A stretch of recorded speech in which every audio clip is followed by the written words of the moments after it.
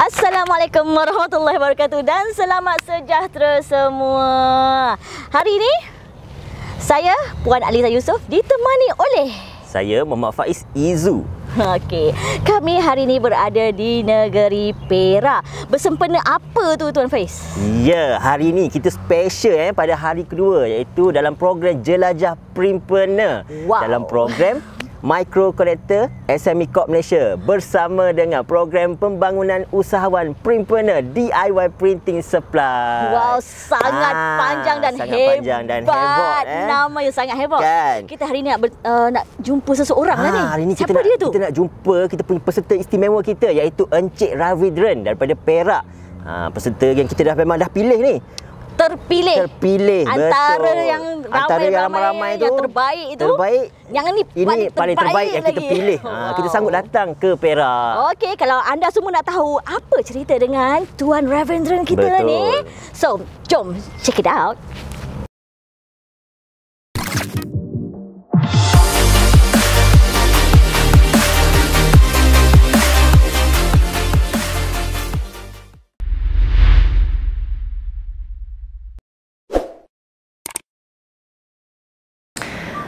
Assalamualaikum dan salam sejahtera. Selamat pagi kepada semua penonton-penonton setia DIY Printing Supply di YouTube kami ataupun di mana-mana social media kami. Okey, hari ini saya ditemani oleh tetamu istimewa dalam program pembangunan usahawan Primpreneur DIY Printing Supply dan melalui program Microconnector SME Corp Malaysia. Okay, baik, hari ini kita dalam sesi Jelajah Primpreneur di Utara Perak. Okey, bersama saya ni boleh kenalkan diri terlebih dahulu, Encik? Ya, okey.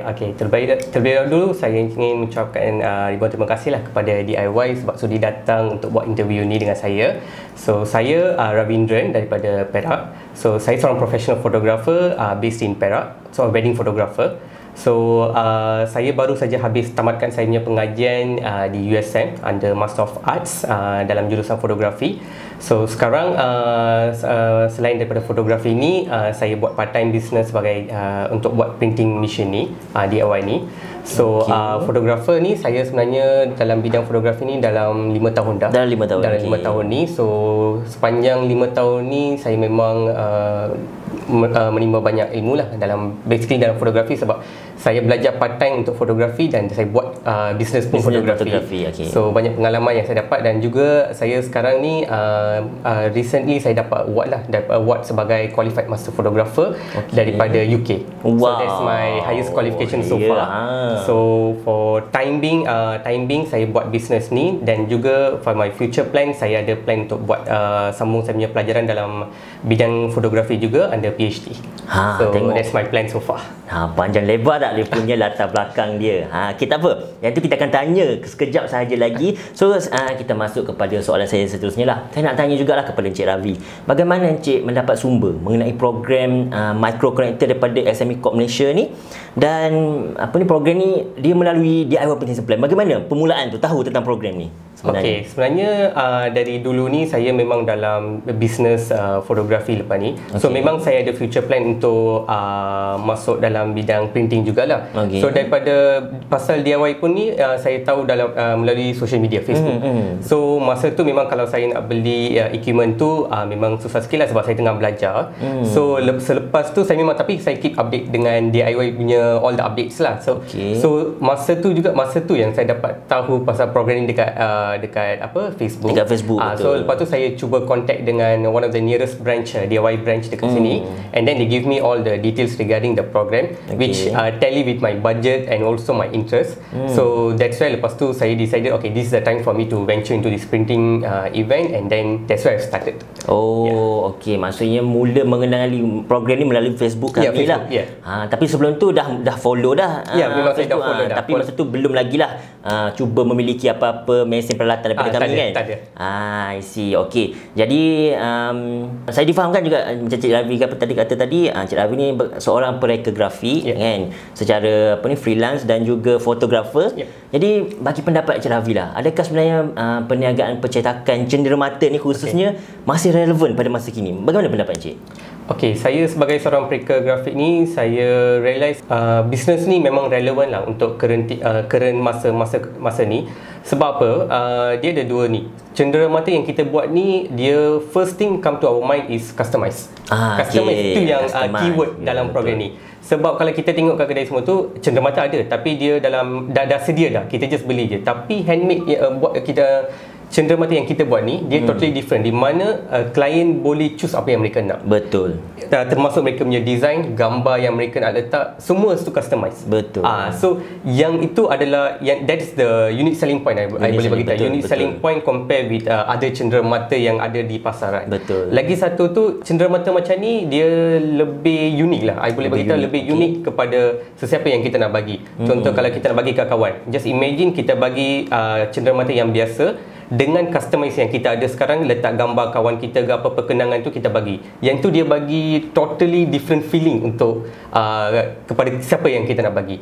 So saya rasa dalam zaman moden sekarang, sebab kita towards zaman moden ni, kita buat printing machine macam ni basically focus on this personal life. I guess that's a very important thing lah. It's very relevant for current time being. For current time being, okay. So nampak tak dia ada keyword tadi, unik. Dengan perniagaan percetakan ni sebenarnya dia sangat unik kerana kita boleh customize kan, permintaan apa yang customer request kan. Kadang-kadang customer kita ni macam-macam request kan. Dia nak buat customize maybe untuk something special ke, untuk occasion dan sebagainya lah. Okey, jadi bagaimana pula kalau kata saya tanya mengenai sebagai apa ni, perniagaan ataupun sebagai usahawan perimpena. Bidang ni sebenarnya Cik Ravi rasa boleh pergi jauh tak lagi?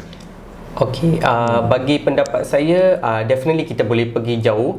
First thing, apa yang kita perlu fokus adalah macam saya katakan tadi, unique selling point dengan marketing. Marketing is a key point untuk bisnes ni. Sebab kita nak bagi tahu orang, sebab sekarang macam kita orang tahu, kita orang memang dah into social media macam Facebook, Instagram.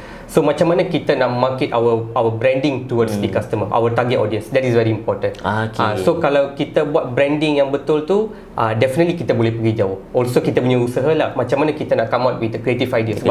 Sebab business DIY ni, dia punya unique selling point tu adalah personalized, customize product. So bagaimana kita nak use kita punya creativity untuk come out with new ideas.